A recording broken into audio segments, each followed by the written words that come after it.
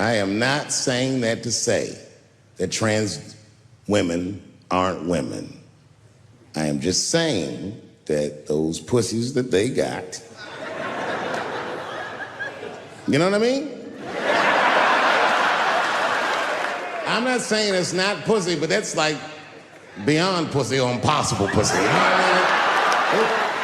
It tastes like pussy, but that's not quite what it is it? It's not blood, that's beet juice.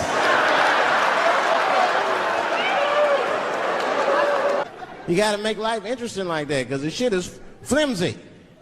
Life is flimsy. You think you're gonna live forever, you ain't not gonna live forever. It's dangerous out here. We know what's going on. I travel now, you know. I used to think D.C. had the roughest ghettos in the country. Nah, nigga, I have seen some shit now. Oh, there's some rough areas outside of D.C. Yeah, everybody should go to the ghetto. I was taken to the ghetto one time. That's the worst. When you get taken and you're not expecting to go. You know, usually you want to know when you're going to the ghetto, like, I'm going to see some wild shit. I got to prepare myself. I'm going to see something crazy. When you're taken, it's different. I had a limousine driver. It was after a show. It was late at night. It was like 3 in the morning. I had a limousine driver. He was a nice guy, talking to me and shit. Oh, hey, where you from, dog? D.C.? Word? That's a rough city, man. And his cell phone started ringing. Hold on 1 second. Hello? Oh, what's up, nigga? What? What the fuck? Slow down. What the fuck? No! No! No! Fuck that, nigga. Fuck it. I'm on my way.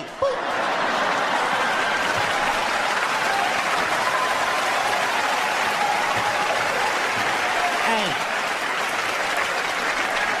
I gotta make a stop real quick. At 3 o'clock in the morning. I didn't know he was taking me to the ghetto at first. I started looking out the window. I was like, what the fuck? It's gun store, liquor store, gun store. Where the fuck are you taking me? This don't look good. He didn't say shit. He just pulled up in front of an old rickety building that looked like a project. Now, I'd never been there before. I'm not sure if it was a project, but it certainly had all the familiar symptoms of a project. A fucking crackhead ran this way.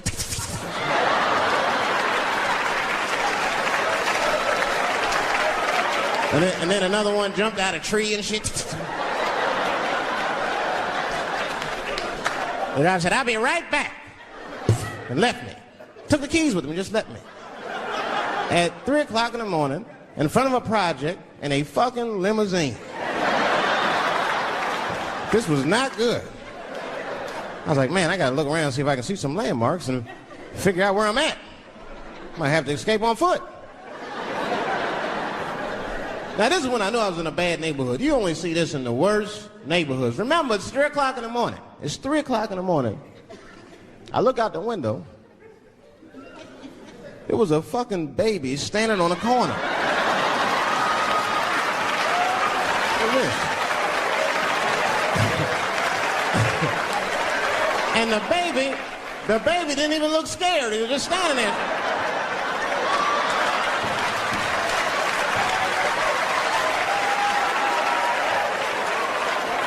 I mean, it made me sad. It made me sad, really. You know what I mean? Because I wanted to help the baby.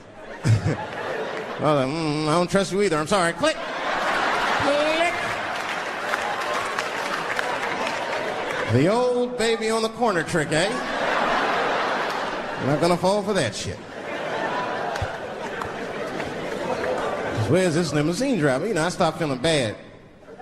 As time goes by, I start feeling worse. Like, man, what is wrong with me? What the hell's wrong? I'm scared of a baby. I mean, this baby could be in trouble. He might need my help. I got to do something. But I wasn't going to get out the car. I'm serious, man. I just cracked the window a little bit. There's an old limousine. I can roll it down.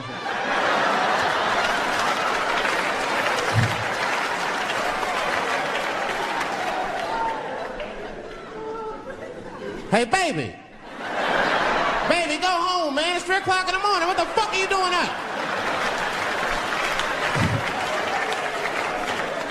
The baby said, I'm selling weed, nigga. I said, oh.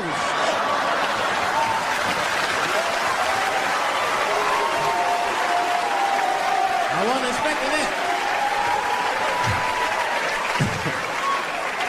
I'm sorry I had to buy 2 bags from the coma. Let me get 2 comas. Got back in the car and rolled me a joint, man. So, that shit was scary, man. Every once in a while, like a crackhead would come up to the car and look in the window. It was like Jurassic Park and shit. He'd be looking on the car. Hey, get out of here, cracky. That baby was still standing there, man. Then I started feeling bad again. Yeah, weed make you feel guilty sometimes, you know. Man, what is wrong with me, man? I have just bought weed from an infant. I can't condone this kind of behavior. What am I thinking? I can't let the fear ruin my morals. Gotta do something.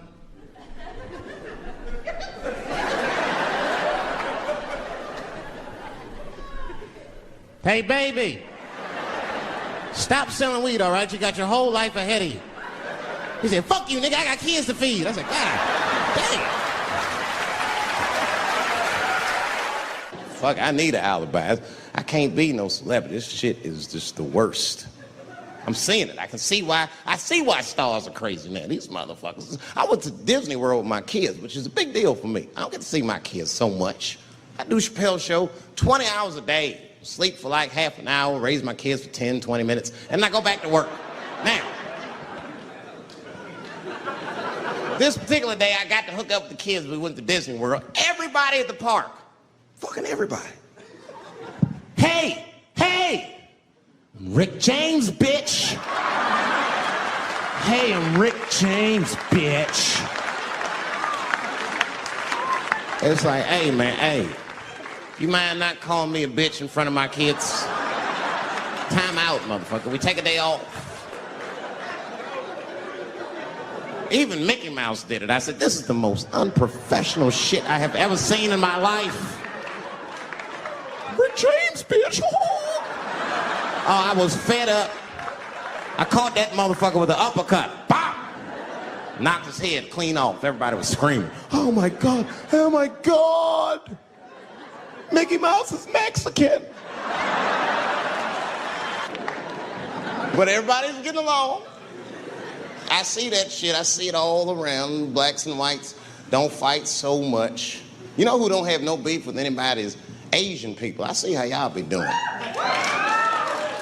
Y'all just lay in the cut. Only people Asian people beef with is other Asian people.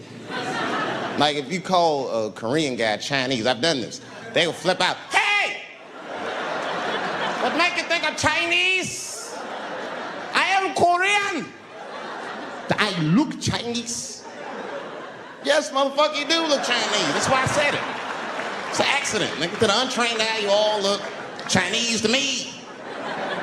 It's a mistake. I'm not trying to offend you. Some people say all black people look alike. We don't get bent out of shape. We normally just call those people police. Okay? Just learn to live with it. That's all I can do. He was one of my first white friends, like, in my life, man. He was a good dude, too. He moved to Silver Spring from Utah, of all places. I guess his family was affiliated with that Mormon church they got down there, and me and him used to hang out. And one day I was at his house, we were just hanging out, and Timmy says, Dave, why don't you stay for dinner tonight? I said, oh, man, I'd love to, but I can't. If I'm not home before dark, my mother will kill me. That was a lie. My mother had several jobs. I hadn't seen her in like 3 or 4 days. And the only reason I lied to Timmy was because at that point in my life, it was my experience that white dinner wasn't delicious.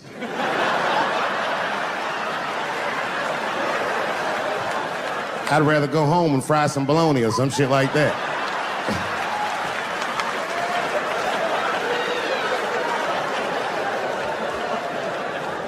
But then old Timmy threw me a curveball I wasn't expecting. He said, it's too bad you can't stay, Dave, because Mom made stovetop stuffing. I said, what the fuck, stovetop? Well, hold on, nigga, let me make some phone calls real quick.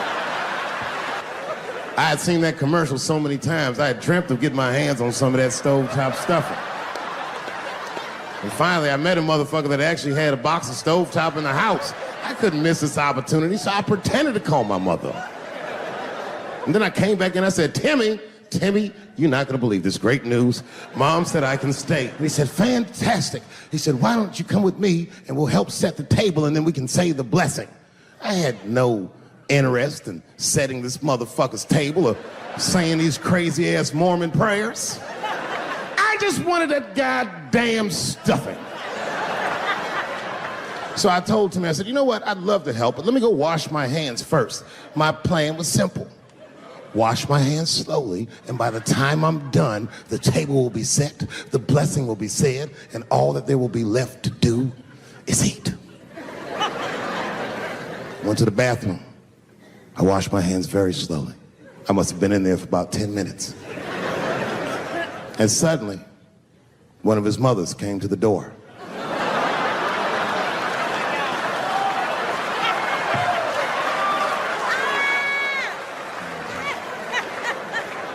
She was like, hi, David, right? I said, yes, ma'am. She said, Timmy tells me that you're planning on staying for dinner. I said, I hope that's not a problem, ma'am.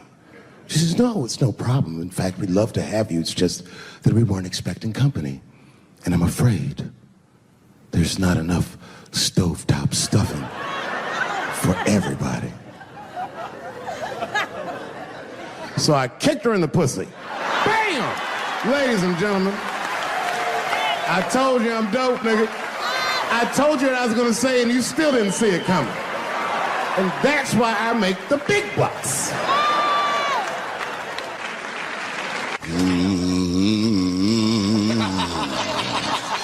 You know, that's just my grandmother used to sing that when she cleaning up. That's a Negro spiritual. Black work song. Not everybody know about that. I know. See, white people, you guys might whistle when you work. You dig? But that's how you can tell what kind of work we're actually doing.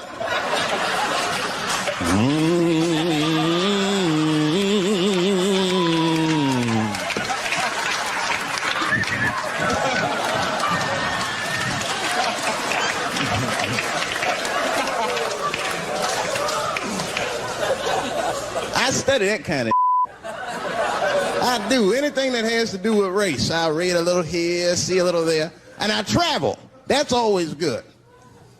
Traveling has made me a racism connoisseur, if you will.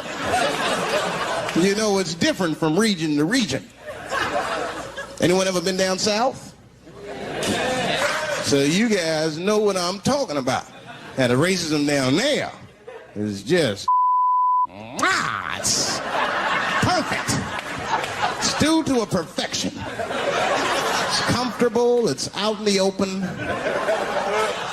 There are no secrets in Mississippi. Everybody knows the deal. Morning, nigger. Morning, sir.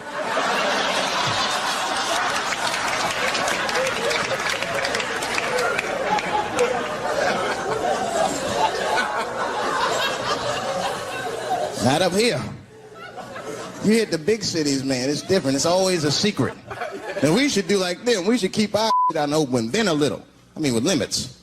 You don't want to say whatever comes to your mind. That might be a little much. White dude be walking down the street minding his business, and the brother walk up to him. Hello, you white oppressor, you slave master rapist of Africa. Why, hello, my big lip spear chucking friend. Touche, honky. So, Whitey, what did you do today, huh? Oppress a new land and make the people there Christians against their will?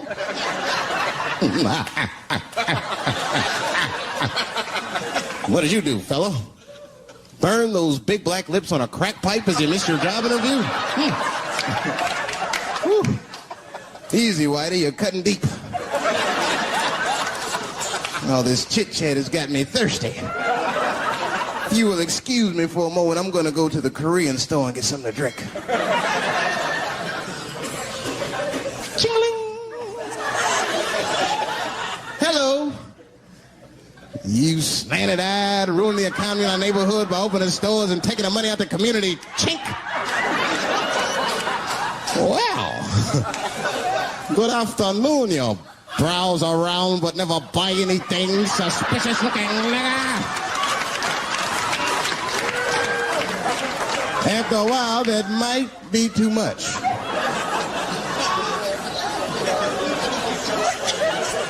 But you can't help it. If you're an American, you're a racist. We brought up from the beginning to think in generalizations. We never look at the individual. We rarely look at the individual. I'm a racist. I know I'm a racist. You know how I know? The other day I caught myself being racist against myself. There's so much going on, I got mixed up. Forgot whose team I was on.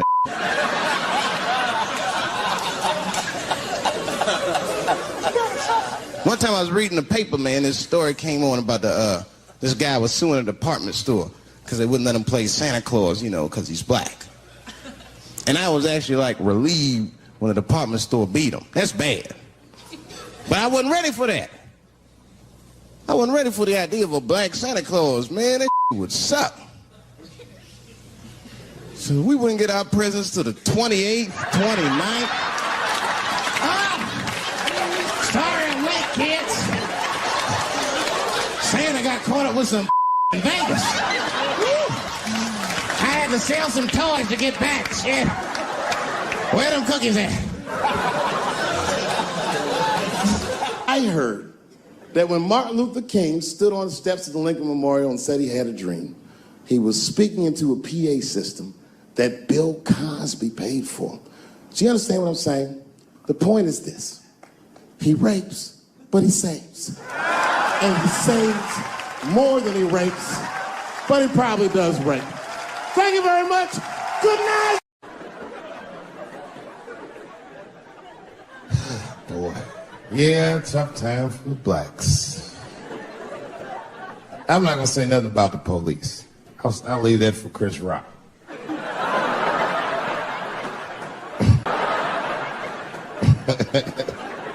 The other big sports story was fucking Ray Rice's tape. Anyone see that Ray Rice tape? I can't stop watching it. It's fucking awful. It's the most violent thing I've seen happen to a woman that was shot in color. Really fucking bad. Like, if I could have froze time at that moment and gave Ray Rice some advice, I don't think there's any way possible I'd be like, you should punch her in the face. It's a fucking terrible idea. At the same time, I also believe she shouldn't have rushed him. What the fuck was he like? Yo, you can't beat him, miss. Don't rush a motherfucker that's trained to stiff on people in the clutch. He's gonna get the upper hand. The only reason I bring him up is because, you know, he's about to play football again. You didn't know that? The NFL was told by a federal judge they had to reinstate Ray Rice because he was transparent with their investigation. He told them exactly what he did. And they can't just change your ruling just because the tape came out. I get it. That's like if I'm hanging out with my buddies and I'm like, hey guys, guess what I did last night? I fucked this big fat girl I met at the club. And they're all like, oh shit, Dave, that's crazy. And then they see a tape of me doing it and they're like, we can't hang out with you anymore, guys. That's not what this crew is all about. I'll be like, what? I told y'all what I did. What's really fucked up is the tape was made before they were married. Isn't that weird? I don't know why she do that. I don't even know why he would do that. As a guy, would you want to live with a woman that you had once punched in the face with all your strength? That's some very bold color purple type shit. Silly, come out here and shave me.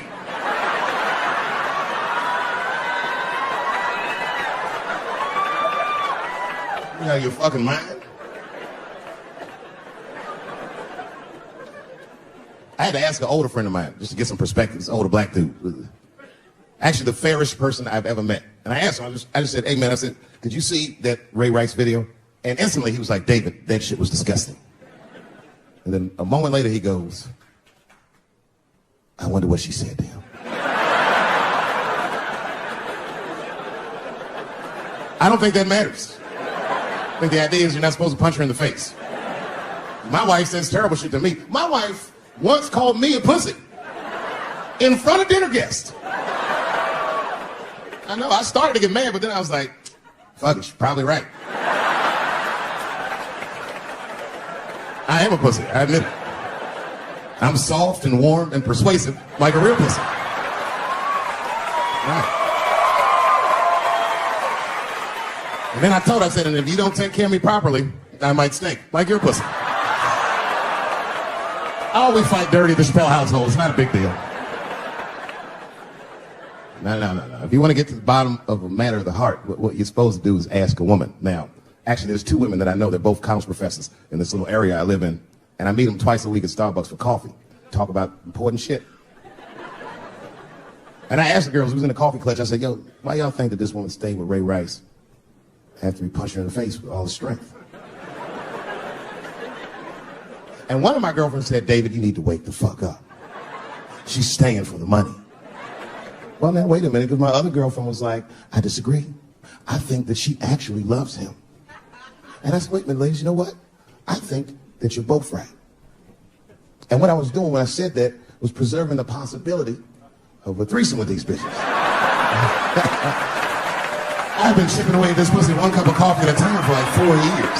I was gonna throw all that hard work away with some Ray Rice shit. I don't care that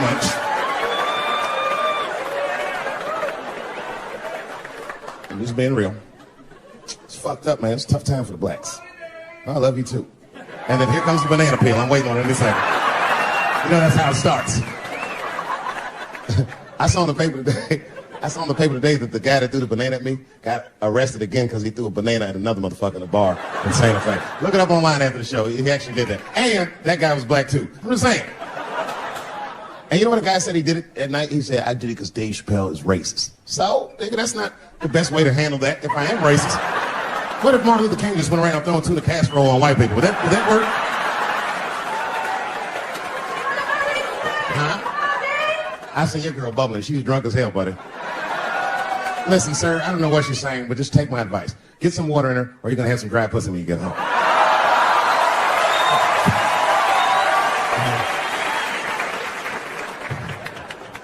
His dick's going to be shaped the fuck up tomorrow.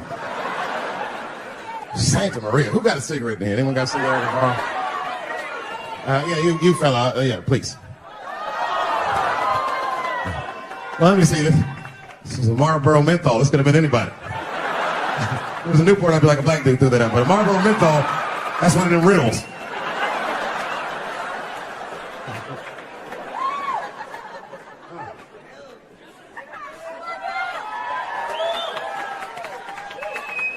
Is the word pussy offensive? All right, just checking. I asked that crowd when we was in Denver, I said, is the word pussy offensive? And the whole crowd said no, except for 2 people. One was a woman in the front. She's older than me, maybe around my age. Definitely a feminist. You know what I mean? Short haircut, plaid shirt, you know what I'm saying? And she didn't say it offended her. What she said is she said, I'm uncomfortable with that word. And I was like, really? You? And then before I could ask her why, there was one other guy, he was in the balcony. Now, I don't think he was saying this to me, but he said this. Everybody heard him say it. He goes, it's delicious.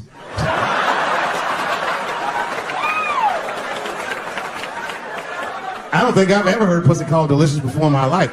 Now, this is not to say that it's bad, but it's definitely an acquired taste. I don't think any of us tasted pussy our first time like, it needs something. You know, it's illegal for a gynecologist to say the word pussy. They can only say vagina, or they can name individual parts medically, but they can never say shorthand, even if the gynecologist is a woman. I feel like if it's a woman gynecologist, it's cool. Like, am I all right? She's like, girl, that pussy is.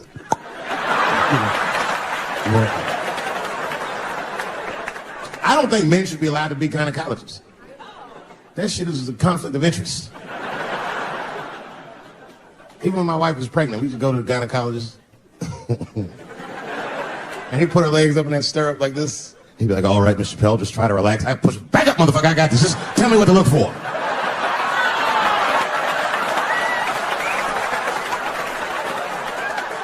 One of those home-style checkups.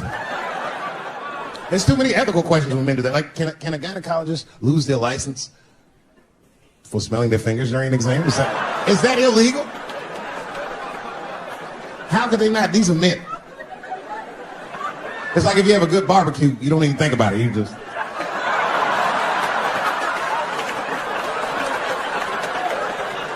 The word pussy is only offensive if you're older. People my age and younger, I don't think we dance to that shit. The song come on the radio, it's I beat the pussy up. That's on the radio. I beat the pussy up. That's a pretty harsh song. It's like nothing like a love song. There's no tracks of his tears, no midnight trains to Georgia. This man simply beats the pussy up. Unbelievable. You don't even know if he's having sex with these women. They might just pull their pants down. He'd be like, bah! G-Unit. Like he'd be watching HBO. Hi, I'm Larry Merchant standing here ringside with the pussy after a devastating bout with 50 Cent. Pussy, come over here and let me talk to you for a second. My God, you look terrible. Your lips seem to be swollen. You're bleeding a little bit. Tell me, pussy, what happened inside of that ring with 50? I don't know, Larry. I felt really good in the first round. I was ready to fight. It's warm and moist, and I don't know. You just hit me from angles I wasn't expecting. Front, left, backside surprised me the most. Well, pussy, let's take a look at round 4. This is where it all went wrong for you. Here you come out of your corner, pussy. You're fighting really good. It looks like you got 50 with a right and a left, but then 50 slips you jab, and there, right there. You see that? He punches you right on that little bean thing you have on top of your head. I don't know what that is. But there's 50 just pounding away at that bean over and over. Now, pussy, tell me, what goes through a fighter's mind when their bean gets rattled around like that? I don't think I was thinking anything, Larry. You know, I'm a real good defensive fighter. It's real hard to get to me. I've never been punched directly on my bean before. As a matter of fact, most fighters don't even know that bean exists. I guess he just hit me, then I lost control of my legs. I don't know what else to tell you. I like when Lil Wayne talks about pussy. Lil Wayne used to have that song. He say, I got a bitch that plays movies in my jacuzzi. And then it goes like this. Pussy juicy. That shit always makes me laugh. Because no guy says that. You know? Only Lil Wayne says some shit like that. If you was fucking a girl, she's like, is this pussy good? And I'm like, it's juicy. It's good. Pussy was juicy. That's why I'm not Lil Wayne. Because if I was in a hot tub with a girl and I could tell that the pussy was juicy while I was in the hot tub, I'd probably get out of the tub. I'm a germaphobe. I just picture Lil Wayne like, what is this strange oil floating in my hot tub water? It's pussy juice. That shit was so funny to me, I must have wrote like no less than 40 jokes with the punchline of pussy juice. And all of them worked to some degree 100% of the time. I'll do one more just so you believe it, okay? All right, and this next piece, it's a special episode of CSI. For some reason, Lil Wayne's guest starring as the lead detective, okay? That's the setup. Are you ready? Here it goes. Has anyone else been on this crime scene? No. It's very strange. This place is virtually undisturbed. No forced entry. No sign of a struggle. Shine your flashlight right here. I just sniffed at something. What is this? What is this? It glistens in the light.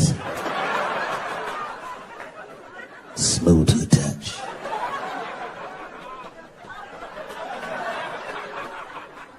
This is pussy juice.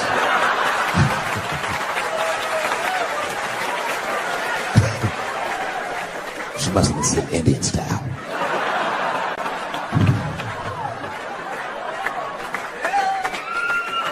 Everybody's mad about something. Recently, I got attacked online by some gay bloggers, and it hurt my feelings.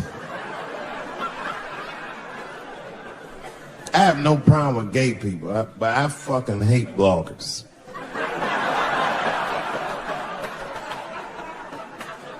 I'm not saying it because this person was gay. They was acting like a bitch online. They was like mischaracterizing my jokes, trying to make a point off of me, when it's like, yo, I'm your ally, motherfucker. I'm not trying to stop gay people. I got better shit to do.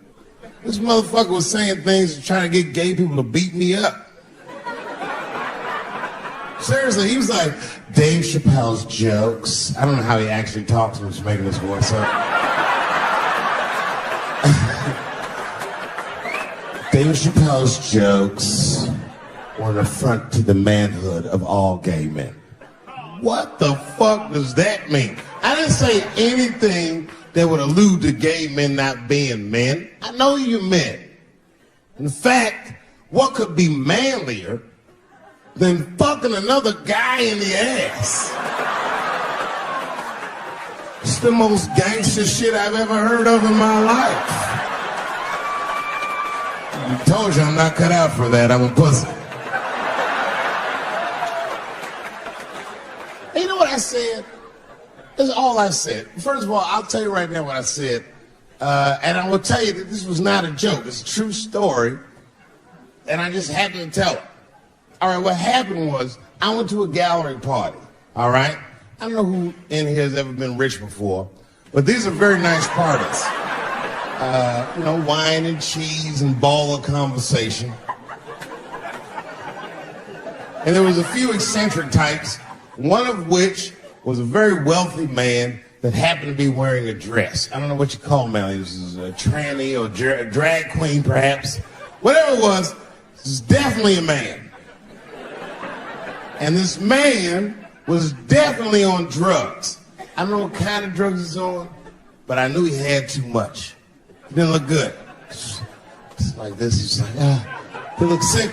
And all his friends were standing around him, concerned, trying to revive him. I don't know what it is. It looked like some kind of gay CPR. It was fanning and shit.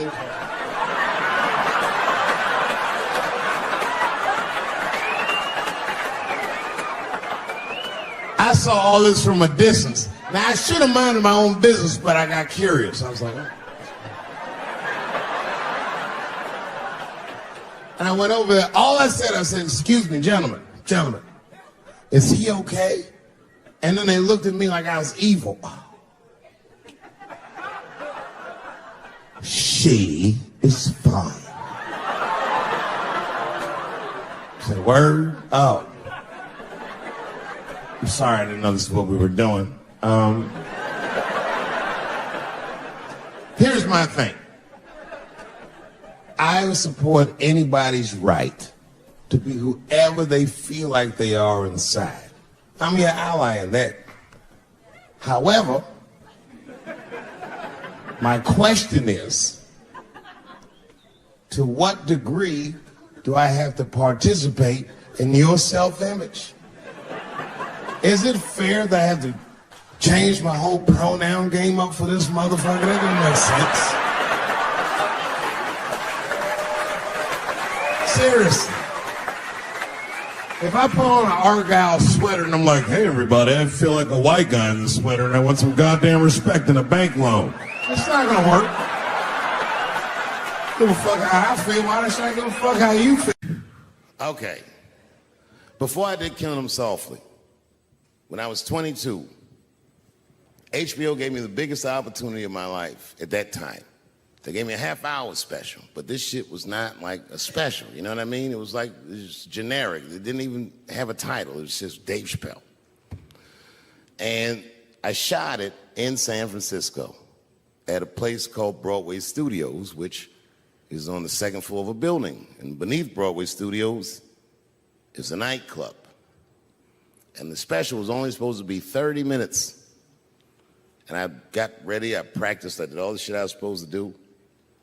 And the night that I taped, 20 minutes into my 30-minute set, I'll never forget this, music started blasting from the nightclub underneath. You could hear it real loud, and it fucked my whole show up, and I was devastated. I was a young man. I really believed in what I was doing, and I thought that my dream had been killed. So when I got off stage, I ran down the steps to the alley behind Broadway Studios and where the control trucks are parked, and I kicked that motherfucking door open, and I started yelling at all the producers. I was nobody in show business, just a guy that believed in us. I said, man, so you fucked everything up.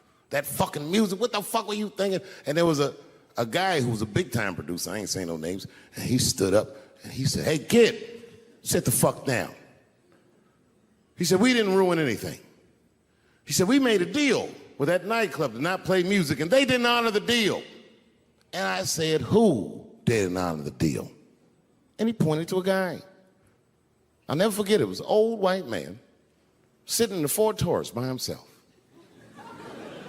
And he said, that guy right there And I didn't waste no time or ask no questions. I went to that Ford Taurus and I beat on that window and I said, open the door, motherfucker, I want to talk to you. And that old man looked at me for 1 second and wisely drove the fuck off. And left me in the alley cussing at anybody who would listen. And 2 minutes later, literally 120 seconds later, couldn't have been any more than that, the doors of the kitchen in the alley of that nightclub underneath Broadway Studios flung open. And that old man was standing there, that same old man with reinforcements. He had 2 big goons with him, and he looked at me, and he was calm as a cucumber. He said, you, come here. I want to talk to you. I didn't know anything about the streets at this age. But I found out later in my life that these men were Russian mobsters. And I don't know what you guys know about the Russian mob, but these are the niggas that killed Denzel in Training Day.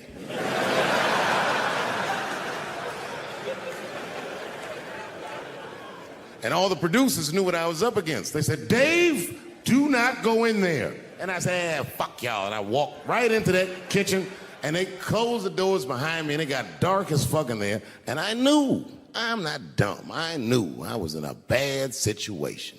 But you have to understand, I believed in what I was doing, and I didn't give a fuck. Just kept cussing at these motherfuckers, telling them how they ruined my life. And that old man couldn't believe that I was talking all this shit. And as soon as I took a breath, he stopped me gently. He said, hey, kid, listen. Your friends lied to you. He said, we made a deal, but your friends never paid me. And when he said that, I realized I was locked in the kitchen.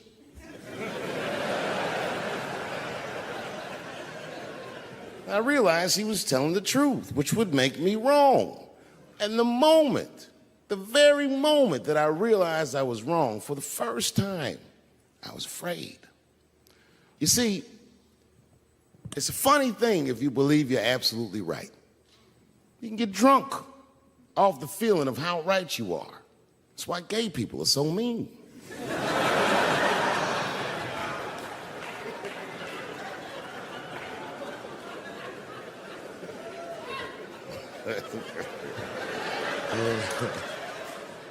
But I didn't buckle. You guys would have been very proud of me. I was scared, but I didn't buckle. I said, well then, sir, I owe you an apology. But I believe that no matter what reason that music was playing, it ruined my life. And that old man looked at me with sympathy in his eyes. And he walked over to me and he gently placed his hand on my cheek, which I gotta tell you, is a very emasculating thing to do. I was standing there looking at this nigga's hand on my cheek like that.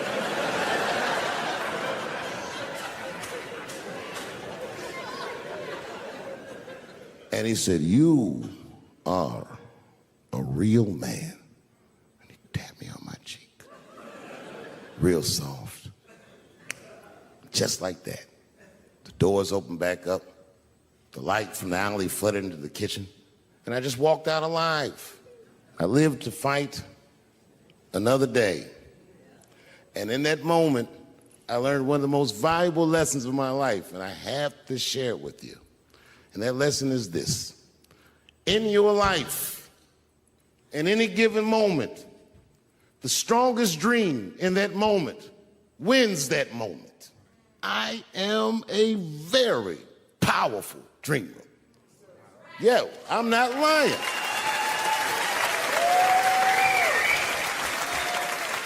I dreamed tonight, this very night, as a 14-year-old boy, and I am living it as a 50-year-old man.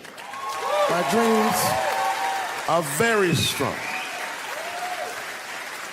Today, I walked all around Washington. I used to be poor in this city, and all day, people just said, hey, Dave, like they knew me personally, and I felt like I knew them. And I say to myself, my God, Dave, what a powerful dream. But then sometimes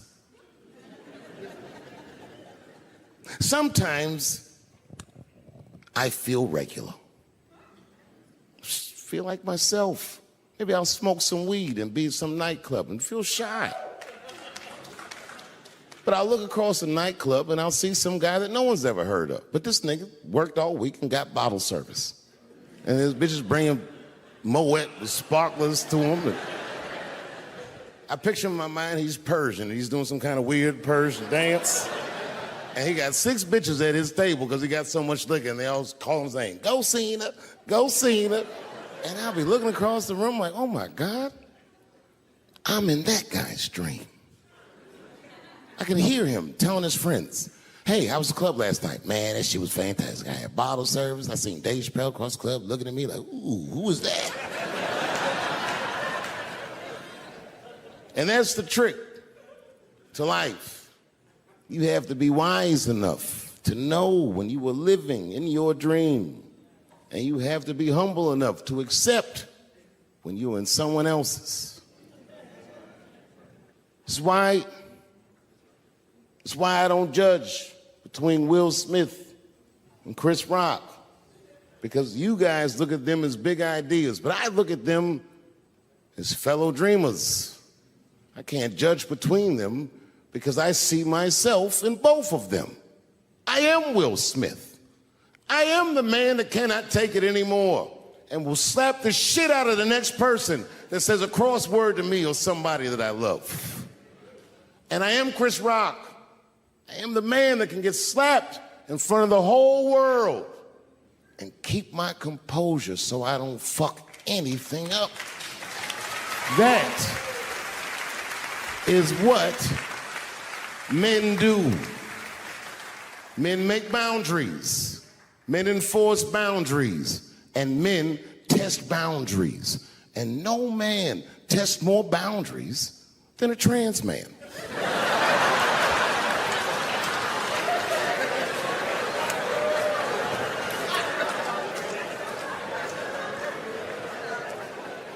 When I see a fellow dreamer, I give them my utmost respect. Even if I don't understand what their dream is. I know a dreamer when I see one. And I've met many powerful dreamers in my life. None more powerful than a man who calls himself Little Nas X.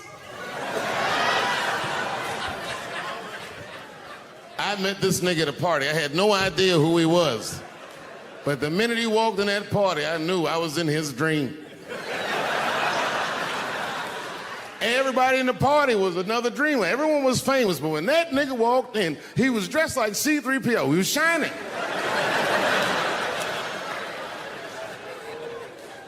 And everyone was like, "Oh my God, there he is. That's Lil Nas X." I didn't know who he was. And for some reason, out of all them dreamers, he walked right up to me. And he said, "I tried to get you in my video." I didn't know what the fuck he was talking about. I said, "What?" I said, "What? What video?" And he just looked at me like, "You know what video," and walked away.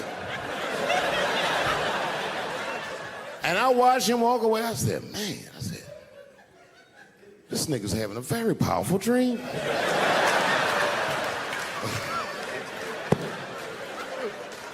You know what it reminded me of? It reminded me of when we was in grade school. Remember in grade school, the teacher would ask everybody what they want to be? Timmy, what do you want to be when you grow up?" And Timmy acted like he had an idea. He'd stand up, he'd say, "I want to be a fireman." And the teacher would say, "Timmy, that is a beautiful dream." But Timmy didn't mean it.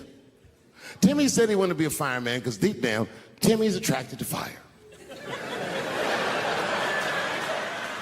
And by the time he's 14 years old, this nigga's a full-blown pyromaniac, playing with kerosene and matches like a goddamn expert. And then one night he goes downtown with his buddies, fucking around with fire, and burns a warehouse down. And he doesn't know it, but there's 13 migrant workers from El Salvador, and they're in that motherfucker. They get trapped, and then they die in the fire.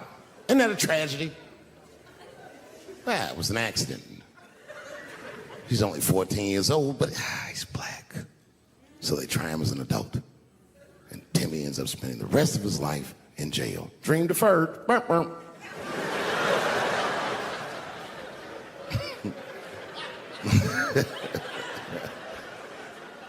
What about you, Billy? Billy, what do you want to be when you grow up? And Billy stands up and he says, "I want to be president of the United States." And the teacher says, oh my God, Billy. Billy, that is a wonderful dream. And Billy means that shit. Billy does everything right. That motherfucker gets his grades up. He joins student government. He even does extracurricular activities like show choir just to make his resume look good. He's on track to be president, but junior year he wipes. When he's 16, he gets his girlfriend pregnant and has to drop out of high school to make ends meet. But lucky for him, the local Walmart's hiring. By the time he's 20 years old, this motherfucker makes assistant manager at Walmart. He's the youngest one in the district. He says, oh my God, if I can keep this up for 4 more years, I could be a manager. And if I can keep this up for 6 more years after that, I could even be a regional manager and have as many as 3 Walmarts under my control. And he's a big picture guy. He sees where this path is going, so he kills himself.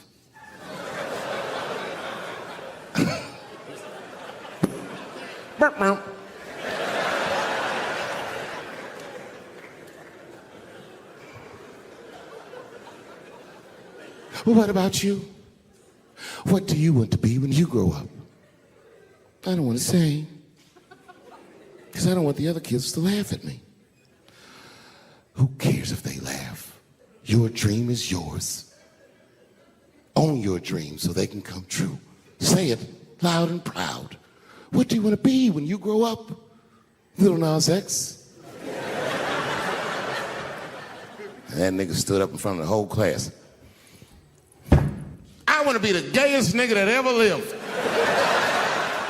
I want to do a music video and slide down a stripper pole all the way to the depths of hell and suck the devil's dick at 10 o'clock on BET while all the kids are awake and can see me. Shockingly, that was the only dream that worked out.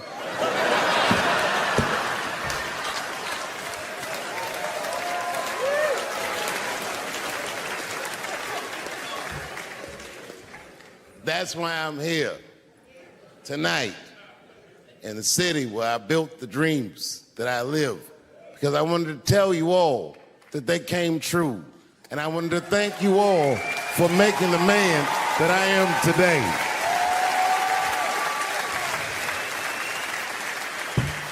Yes, I am living a very powerful dream. Every time I come to this city and I stand in front of you, I realize that, my God, man, this is not my dream at all. It's yours. And I am honored to be in it. Thank you very much, Washington, D.C. I'll see you next time. And me and her, like, we weren't arguing, but you know what I mean? She was just like, you need to stop doing that. And then I tried to change the subject. I go, how is school going, boys? And my sons tell me, well, we didn't have school today, technically. I'm like, well, what's going on? He said, well, there was like a school shooting drill. I never heard of this. You know what this is? They have drills that they make kids do where they practice what to do if somebody comes to shoot up their school. I'd never heard that before. I was like, what the fuck? Then I had to tell my sons the truth. I didn't want to tell them this shit. Son, listen to me. Fuck that drill. If somebody comes to your school and wants to shoot it up, I'm just gonna be honest with you. You probably gonna get shot, nigga. I'm just being real. You got a famous dad. I talk a lot of shit. They gonna be gunning for you, little buddy. Just stay low and run in a zigzag pattern and don't try to save anybody, son. Do you understand me?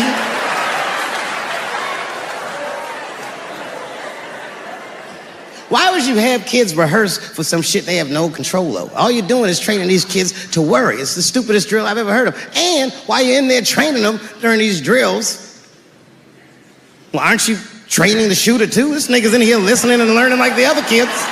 Sitting in the back. Where are we supposed to meet?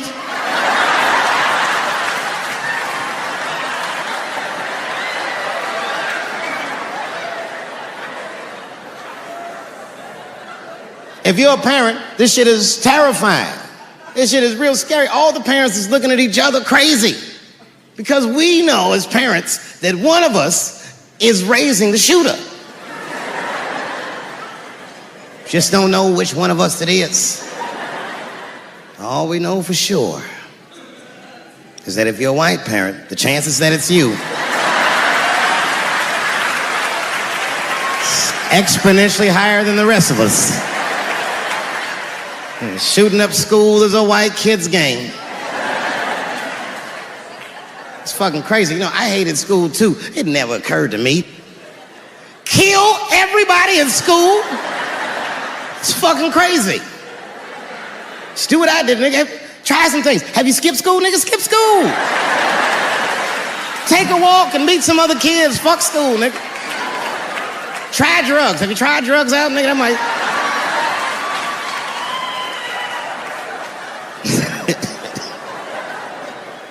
Some scary shit. I've given this a lot of thought. I don't see any peaceful way to disarm America's whites.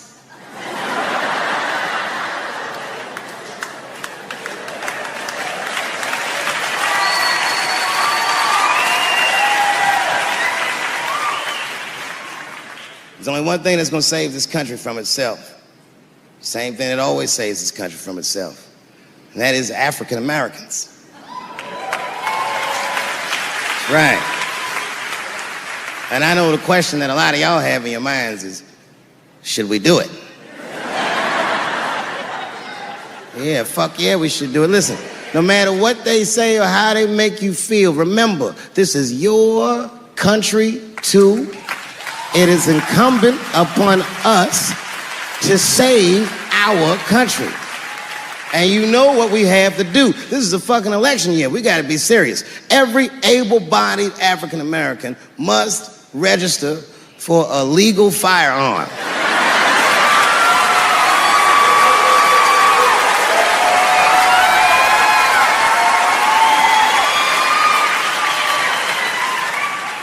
That's the only way they'll change the law.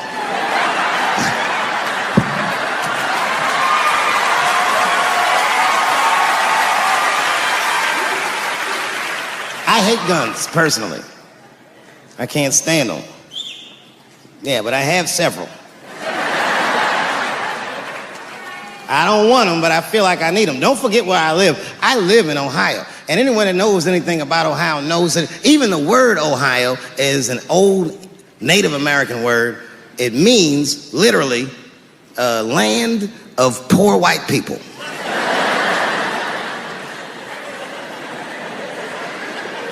And I don't know what's going on down here, but in my experience, poor white people love, and I mean they fucking love, heroin. They can't seem to get enough of it. I didn't even know what I was looking at first. I was just driving like, why are all these white people so sleepy out here? Do you think?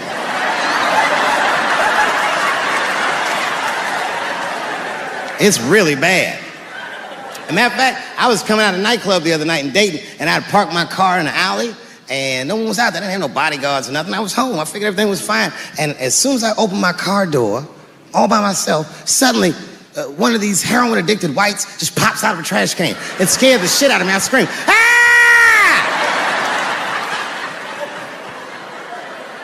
And then I realized it was a woman. She was fucked up. She's like, hey, man, relax, okay? I'm sick, all right? I need some drugs, man. Please, I'll suck your dick for $5, man. I was like, ugh. 2.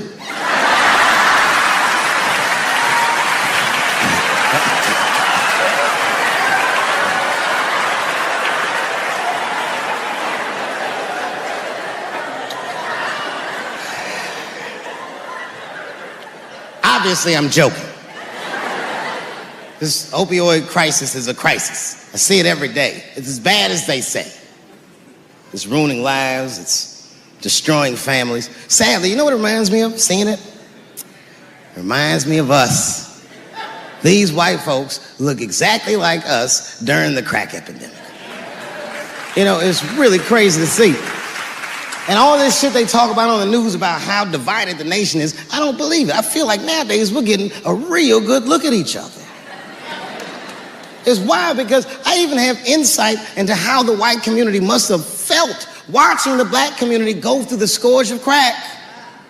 Because I don't care either. Hang in there, whites. Just say no. What's so hard about that?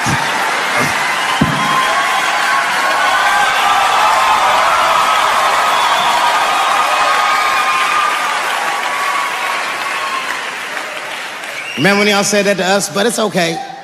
There's no grudges. Now you finally got it right. Once it started happening to your kids, you realize it's a health crisis. These people are sick. They are not criminals. They are sick.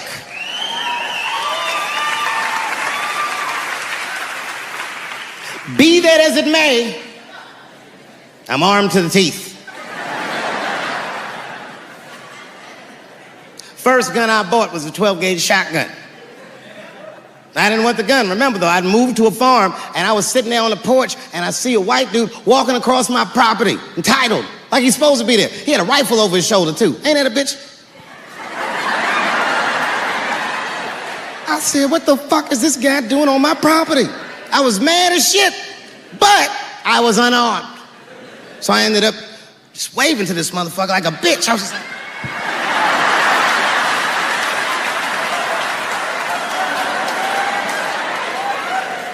And as soon as he got far enough away, I ran to my car and sped to Kmart. This is in a rural white area. And remember, I was nervous because the guy was on my property. I'm black and I was sweaty. You know what I mean? And I ran to the gun counter, black and sweaty, sweating and black. And I looked up at the nigga, I was like, I look like a slave or something. I said, I need a gun immediately, like that, just like that. The guy didn't answer, no questions. He just grabbed a 12-gauge shotgun, handed it to me. I'd never even held a gun before. I'm not a dummy. I'm like, well, I need some bullets too. And the guy reached under the counter, put 2 box shells on the counter. He said, all right, buddy, which box do you want? And I didn't know. One box had a picture of some ducks on it. The other box had a picture of some deer. I said, well, what's that box with them ducks? He said, oh, that there's birdshot. And then he goes just like this, I'm not exaggerating, he goes, that won't kill a man.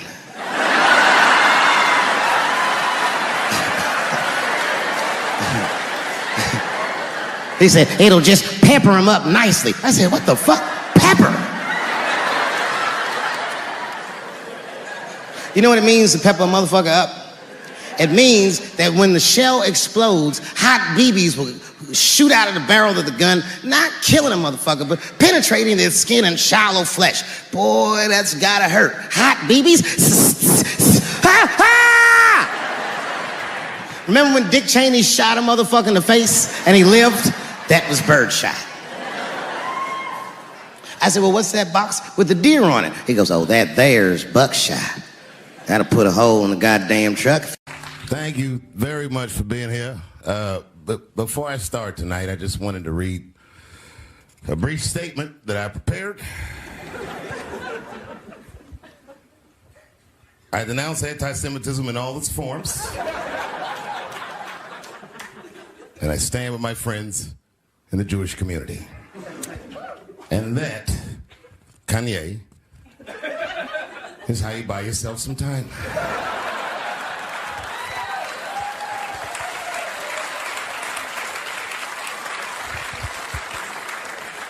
I gotta tell you guys, I've probably been doing this 35 years now. And early in my career, I learned that there are 2 words in the English language that you should never say together in sequence. And those words are the and juice. I've never heard someone do good after they said that.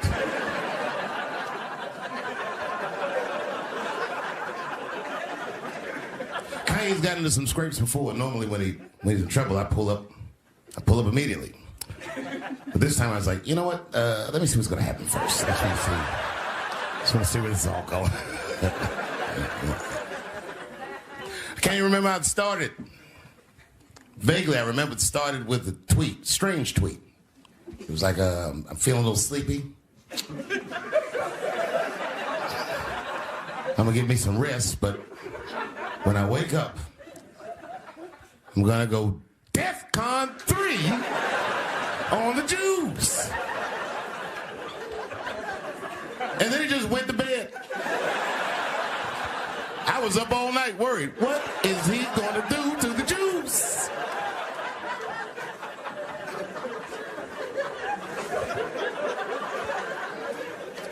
I grew up around Jewish people.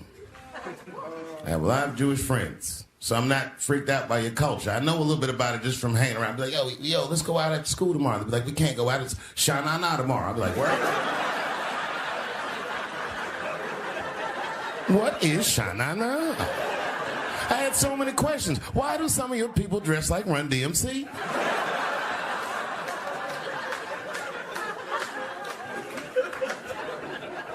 And Kanye woke up from that nap, he went right to work. A year ago, I'd seen him on a podcast called Drink Champs, a great show, and it was an amazing appearance. Noriega and them were there, the rappers that I love, and they all had their gold chains and stuff on. And Kanye said, only millionaires wear chains. They said, what? He said, I'm a billionaire. Billionaires don't wear their money on their body. I tucked my chain and I said, oh, snap. That's right. It was a good appearance. It was fun and funny.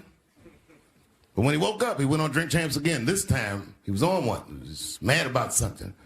He said, I can say anti-Semitic things, and Adidas can't drop me. Now what? Adidas dropped that nigga immediately.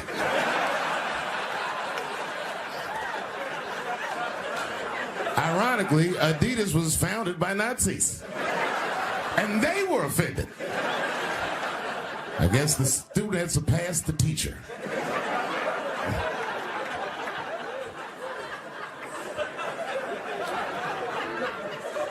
It's a big deal. He had broken the show business rules. This is a rule. You know, the rules of perception. If they're black, then it's a gang. If they're Italian, it's a mob. But if they're Jewish, it's a coincidence, and you should never speak about it.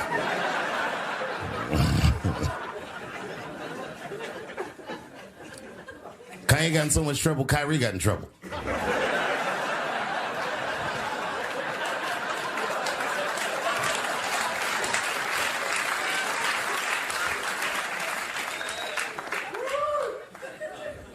Kyrie Irving posted a link to a movie that he had seen on Amazon. No caption on the post or nothing like that.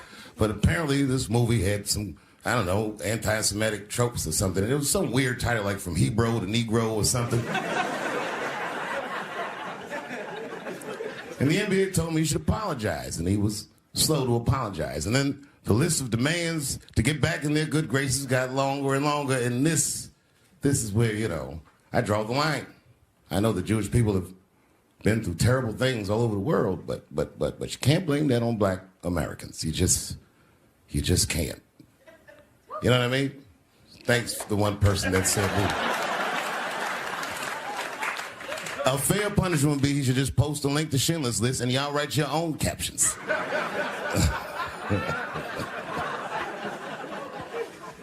Kyrie Irving's black ass was nowhere near the Holocaust. In fact, he's not even certain it existed.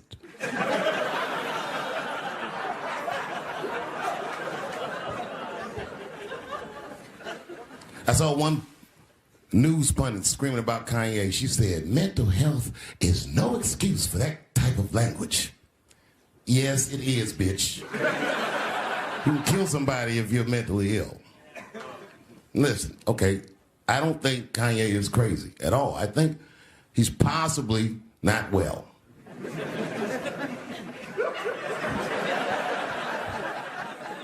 Well, I've been to Hollywood. I don't want y'all to get mad at me. I'm just telling you. I've been to Hollywood. This was just what I saw.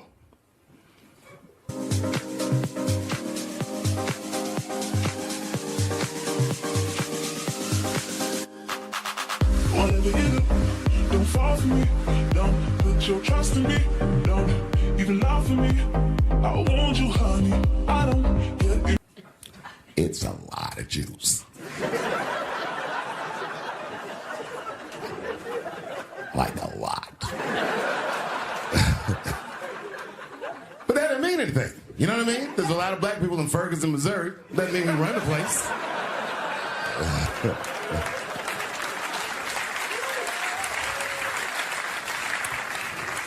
I could see if you had some kind of issue, you know what I mean? You might go out to Hollywood and you might start connecting some kind of lines, and you could maybe adopt the delusion that the Jews run show business. It's not a crazy thing to think. But it's a crazy thing to say out loud in a climate like this.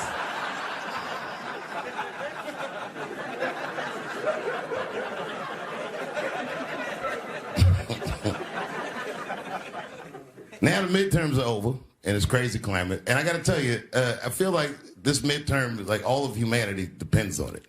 And it's an ominous sign. The most ominous sign of the midterms, I believe, would be Herschel Walker, who I don't want to speak badly of because he's black. But I have to admit, he's observably stupid.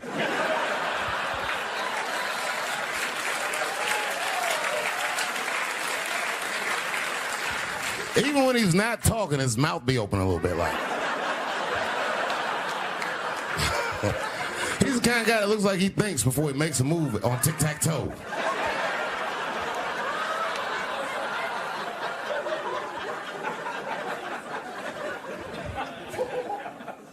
And I'm watching the news now, they're declaring the end of the Trump era. Now, okay, I can see how in New York you might believe this is the end of his era. I'm just being honest with you. I live in Ohio amongst the poor whites.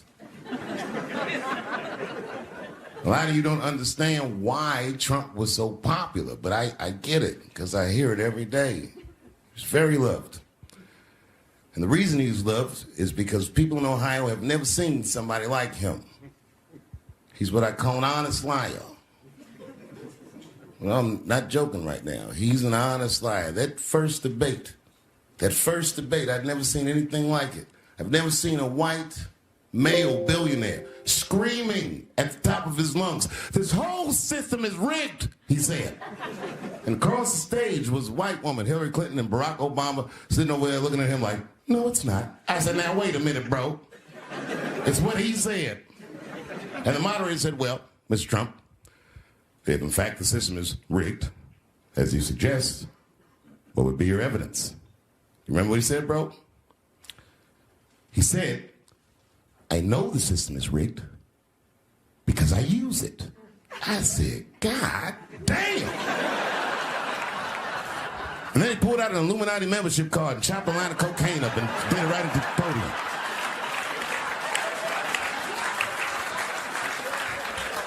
No one had ever heard someone say something that true. And then Hillary Clinton tried to punch him in the taxes. She said, "This man doesn't pay his taxes." He shot right back. "That makes me smart."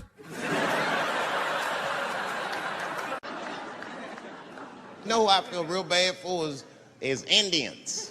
Everybody feels bad for Indians. They get dogged openly because everybody thinks they're dead.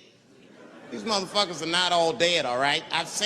With my own eyes, I've seen a gathering of 1,500 Native Americans. They were all gathered in one place. The place is called Walmart in New Mexico. There's Indians everywhere. I'd never seen Indians before. I wasn't even sure if they were Indians. It's fucked up, but I asked one of them. It's not nice, but I seen him in the sports section looking at bows and arrows. I had to say something. Excuse me. I don't mean to be rude. Are you an Indian? And he was cool. Yes. Yes, I'm Indian. Still didn't believe him.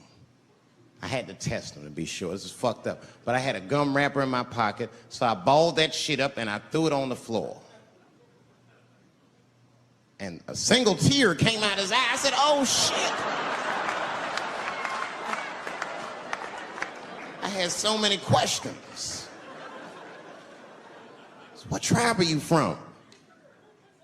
"I am a Navajo." I said, "Word. I studied you in social studies. You're a hunter-gatherer, correct?" He said, "I guess so. That's what you wish to call it." I said, "Why? What do you call it?" He said, "I am an alcoholic."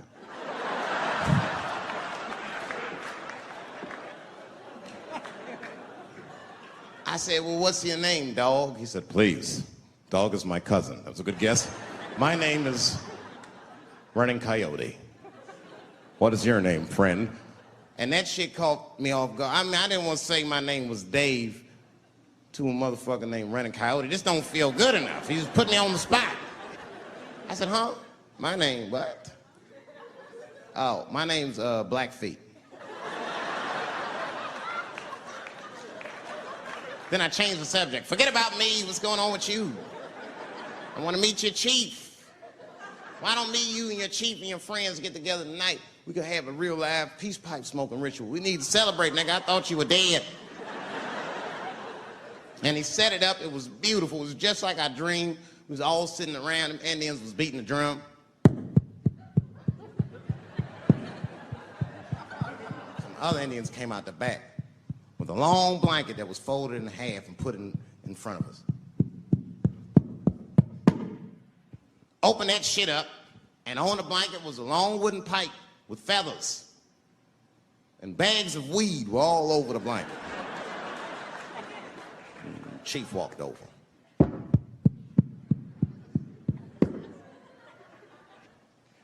The big ones are 50. The little ones are 25. And these are 10.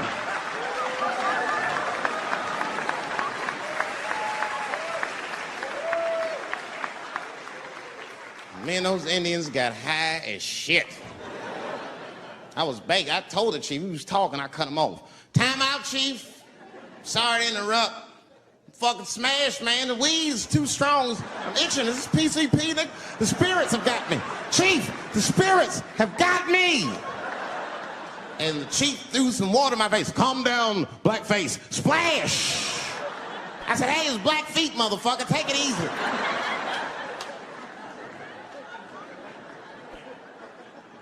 Blackfeet, you're welcome to stay amongst me and my tribe for the night until the spirits leave you. And they gave me my own teepee to sleep in, which sounds nice. I personally felt like it was a little fucked up, you know, because they all had houses, man. It's like, why can't I sleep with y'all in the house and watch TV? Nigga, I can't be on this grass all night.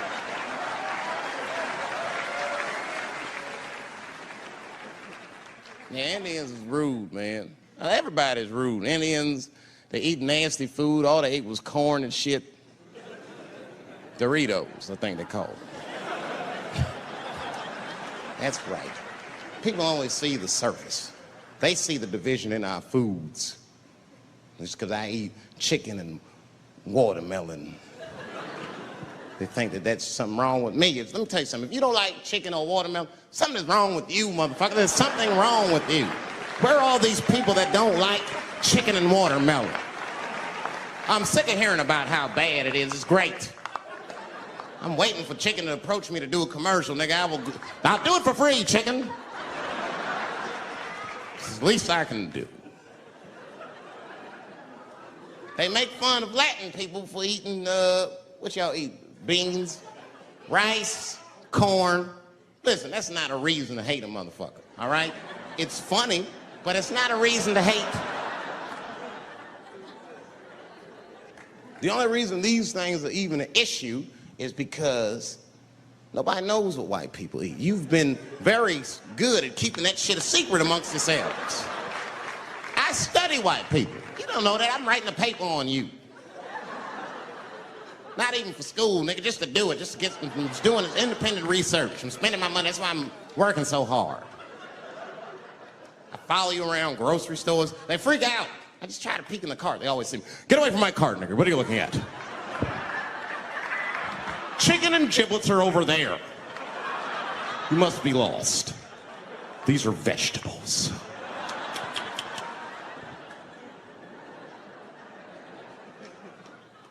I know what you drink. See how quiet I got? Grape juice. Surprise, motherfuckers, you didn't know I knew about grape juice, did you? Oh, don't play dumb with me. Look at what is it? A lot of black people don't have the privilege of knowing about grape juice because they have grape drink. It's not the same formula that you get. Ain't no vitamins in that shit. You might have one of your black friends over. Todd, would you care for a glass of grape juice? What? Nigga, what the fuck is juice? I want some grape drink, baby. It's purple. I don't think I know what a grape drink is. What? I have some apple juice if you want. What the fuck is juice? I want some apple drink. Scream.